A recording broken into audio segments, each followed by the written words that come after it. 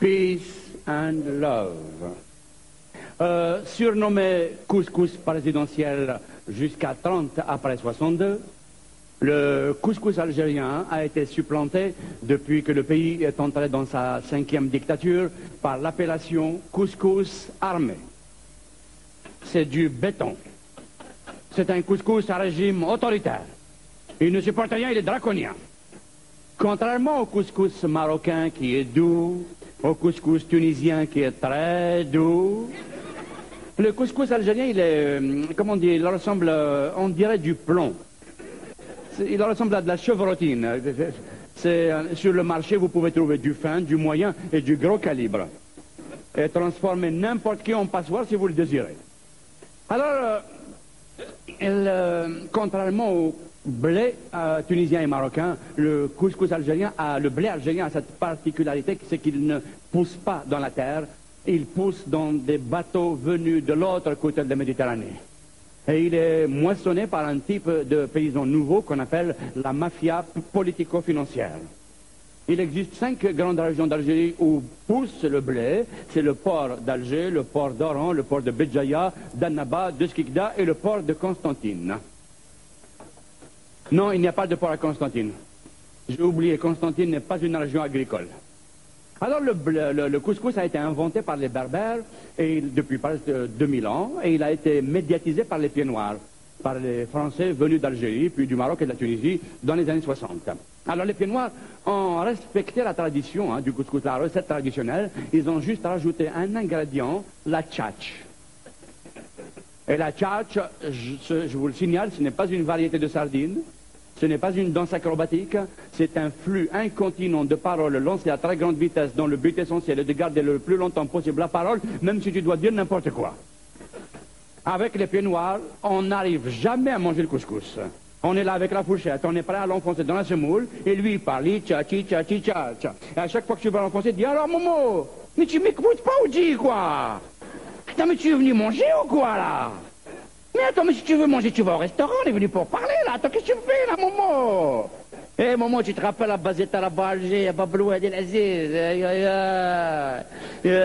les olives, tu te rappelles les olives, comment qu'ils étaient? Avec une olive, tu fais 2 litres d'huile, yako. Elles étaient comme des pastèques, El Aziz. Et les cafards, c'est des moutons, tu les vois. Eh, qu'est-ce que tu me racontes? On disait Maïr la sardine qui a bouché le port de Marseille. Eh, Roro, un jour, il a pété, il a bouché le ciel de Babeloued. Qu'est-ce que tu me racontes, toi? Et toi, tu es là avec ta cuillère, tu attends qu'il fasse une ponctuation, une virgule, 3 points de suspension, pour attaquer. Les points d'interrogation, il n'en fait jamais, parce que c'est un moyen de donner la parole à l'autre, comme ça. Donc il a enlevé du langage, allez. Ou alors il le fait, mais il répond avant même qu'il pose la question, il répond. Comme ça, il a bousillé le point d'interrogation. Dès qu'il hop, il l'a liquidé avant. Et tu es là, et tu attends. Alors, parce qu'il sait, si quelqu'un d'autre lui prend la parole, il est foutu. Il faut qu'il fasse le tour, il prend un ticket de conversation, et il attend que son tour revienne. Mais si l'autre prend la parole, il la lâche plus. Alors au moment, il est là pendant 4 heures, il parle pas, il va mourir. Alors, les pieds noirs, ils ont également rajouté quelque chose d'importance au couscous. Ils ont ramené une innovation, c'est le vin rouge. Nous, les Maghrébins, traditionnellement, on accompagne le couscous avec une boisson qu'on appelle le ben. Que certains spectateurs qui seraient mal intentionnés ne pensent que je fasse allusion à Le Pen avec l'accent arabe. Il s'agit bien de le ben. Le ben, c'est le petit lait. Voilà. C'est le petit lait. On l'appelle le petit lait parce qu'il n'y en a pas beaucoup. Le petit lait, c'est tout petit. Avec Iri, on ne peut pas faire un jeu de mots, donc le ben. Parce que chez nous, tout est petit. Les chèvres, elles sont petites, les bourricots, ils sont petits, les mamelles sont petites, l'herbe, elle est petite. Le président, il est très petit. Il est comme ça. Alors, monsieur le président, ça va? Attends, ça va, Julien? Tu es en train de réfléchir à un projet de société, là? Tu veux sauver le pays? Et tu as trouvé une idée? Oui? Oui, mais elle est petite. Alors, continue le travail. Continue. Donc les Français d'Algérie ont apporté un plus, c'est le vin rouge. On peut dire que durant le siècle et demi de cohabitation obligatoire avec eux, l'Algérie était divisée en deux communautés, les buveurs de l'Ben et les buveurs de rouge. Les deux boissons sont diamétralement opposées, mais toutes les deux mènent vers le même endroit, sous l'arbre, pour faire la sieste. Pendant un siècle et demi, chaque jour que Dieu fait, du mois de mars jusqu'au mois de novembre, à 2 heures de l'après-midi, les Algériens ramollis par le Lben et les Français avachis par le mascara, ils se dirigent tous vers l'olivier pour faire la sieste. Et attention, hein, la sieste chez nous, c'est une deuxième nuit. Hein. Ah ben oui, c'est pas du rab de la nuit dernière. Hein. C'est pas des restes, c'est une nuit dans le jour. Elle commence à 2 heures, elle se termine à 19h30. Des fois, le type, il se réveille à 9h, à 7h30, il va au travail, il croit qu'on est le lendemain, alors qu'on est encore hier. Et attention, hein, chez nous, tu peux ronfler, hein, tu peux dormir, il fait tellement chaud. Il fait tellement chaud, tout s'arrête de vivre. L'eau s'arrête de couler, les oiseaux de voler, les poissons de nager. Il y a que les cigales, les saloperies de cigales. Elles font un travail d'équipe. Elles font les 3-8. Il y a une équipe qui dort, l'autre... Il y a celle-là qui dort, l'autre... En stéréo, toute la journée. C'est des intermittents du spectacle. Ah, la sieste, chez nous, c'est sacré. C'est à cause de la sieste que la guerre d'Algérie a duré 7 ans. Ah bah oui.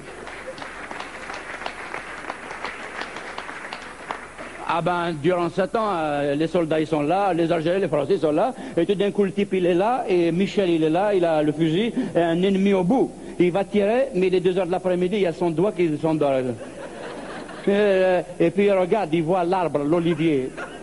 Il voit l'ombre de l'olivier, et il voit l'ennemi, et il va tirer, il y a l'arbre qui lui dit, viens, Kouchi, viens.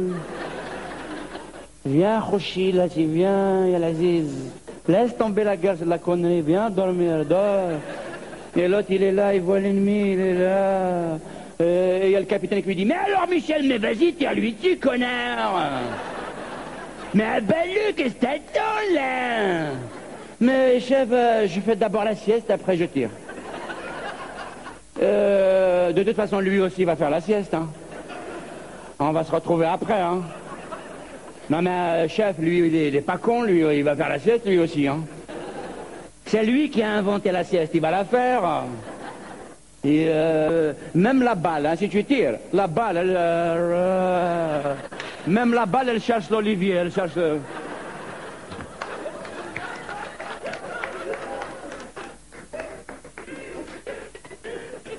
Ah, si les Français d'Algérie avaient mis un peu de l'Ben dans leur vin, on aurait halalisé nos rapports.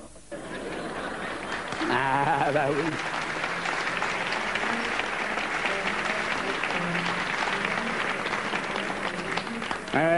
Et qui sait, peut-être que maintenant, en ce moment même, on serait en train de savourer, de se couler de joyeuses et savoureuses siestes égalitaires à l'ombre des oliviers, comme là-bas dit.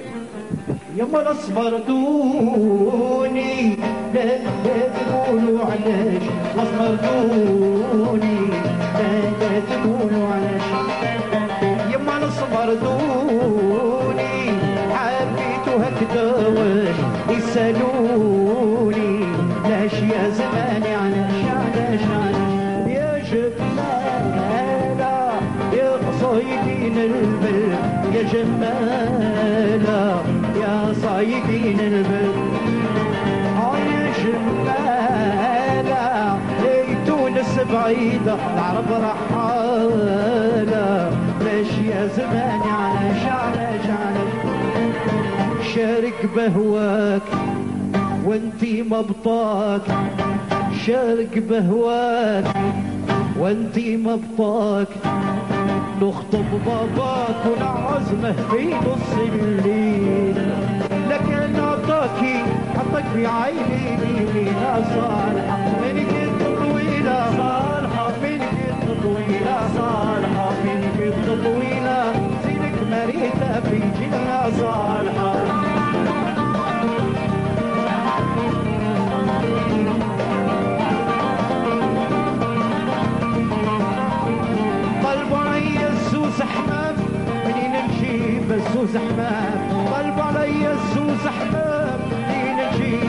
وزحمة أنا حبي بالحباب سوا يا بنت اللي معاكي وخالك ديواني تبت اللي معاكي والخالك ديواني قدك بابور عوام بحور قدك بابور عوام بحور